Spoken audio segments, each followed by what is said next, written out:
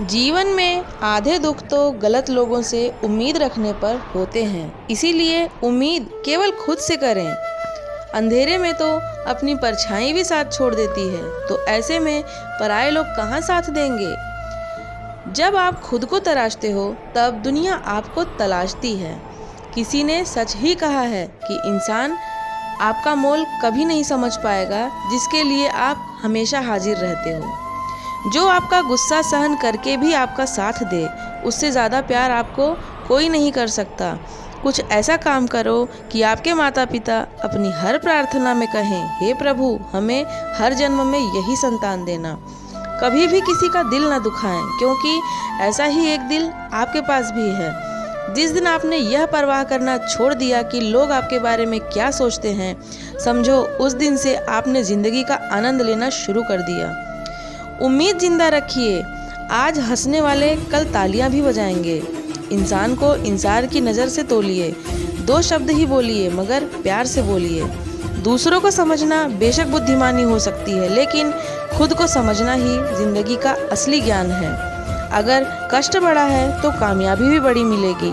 यदि आप अपने समय की कीमत नहीं समझोगे तो लोग भी आपकी कीमत नहीं समझेंगे। अच्छा इंसान मतलबी नहीं होता है, बस वो दूर हो जाता है उन लोगों से जिन्हें उसकी कद्र नहीं है। जो इंसान रोते रोते गुस्से में सब कुछ बोल देता है, वो इंसान सच्चा होता है, क्योंकि गुस्सा और रोना इंसान को सच बोलने के लिए मजबूर कर देते हैं। किसी ने ज़्यादा उम्मीद मत करना, क्योंकि जितना ज़्यादा लगाव होता है उतना ही गहरा घाव होता है। शीशा और रिश्ता दोनों नाजुक होते हैं, पर दोनों में अंतर सिर्फ यही है कि शीशा गलती से टूट जाता है और रिश्ता गलतफहमी से। अकेले चलना सीख लो, क्योंकि सहारा कितना ही सच्चा हो, एक न एक दिन औकात दिखा ही देता है। ये 7 बातें भूल कर भी किसी से मत बताना। पहली, खुद के राज। दूसरी, दूसरों के राज। तीसरी, आपके घर की समस्या। चौथी, आपके रिश्ते। पांचवी, आपके डर और आपकी कमजोरियाँ। छठी, आपके सपने और आपके लक्ष्य। मनुष्य के पास सबसे बड़ी पूंजी उसके अच्छे विचार हैं, क्योंकि धन और बल किसी को भी गलत राह पर ले जा सकते हैं, किंतु अच्छे विचार सदैव अच्छे कार्य करने के लिए प्रेरित करते हैं। स्वार्थ से रिश्ते बनाने की कितनी भी कोशिश करें, वह कभी नहीं बनते, और प्रेम से बने रिश्तों को कितना भी तोड़ने की कोशिश करें, वो कभी नहीं टूटते। वह आदमी वास्तव में बुद्धिमान है जो क्रोध में भी गलत बात मुंह से नहीं निकालता। ना तो अधिक बोलना अच्छा है और ना ही ज़रूरत से ज़्यादा चुप रहना। जैसे बहुत अधिक वर्षा भी अच्छी नहीं होती है और बहुत अधिक धूप भी। एक बार एक किसान अपने खेत में काम कर रहा था। उसी खेत में उसकी घड़ी खो गई।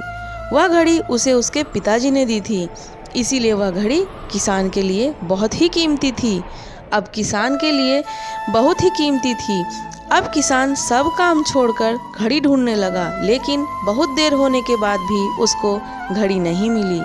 किसान ने पास में खेल रहे बच्चों को बुलाया और कहा, बच्चों, इस खेत में मेरी घड़ी गुम गई है। तुम में से जो मेरी घड़ी ढूंढने में मेरी मदद करेगा, मैं उसे मुँहमांगा इनाम दूंगा। इनाम के उत्साह में बच्चे घड़ी ढूंढने लगे, लेकिन घड़ी नहीं मिली।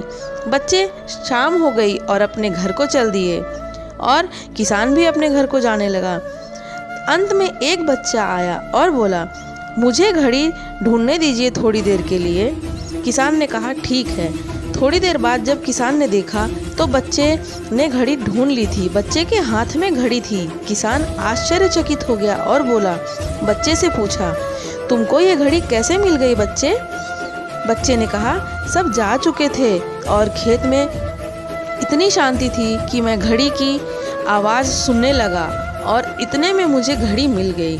दोस्तों, ये कहानी शांत दिमाग का बहुत बढ़िया उदाहरण है। जब आपका दिमाग शांत होता है तब आपकी हर बड़ी से बड़ी चिंता खत्म हो जाती है। इसीलिए अपने दिमाग को शांत रखें। वह सब कुछ करो जो तुम्हें करना है, लेकिन लालच से नहीं, अहंकार से नहीं, वासना से नहीं, ईर्ष्या से नहीं, बल्कि प्रेम, करुणा, नम्रता और भक्ति के साथ। जब किसी भी कार्य करने में अगर लालच होगा, बेईमानी होगी, जलन होगी, तो वो काम न तो सही होगा और न ही उसके परिणाम फलदायी होंगे। इसके अतिरिक्त जिस कार्य को हम पूरे मन से प्रेम पूर्वक करेंगे तो वो न सिर्फ हमारे लिए बल्कि समाज के लिए भी हितप्रद होगा।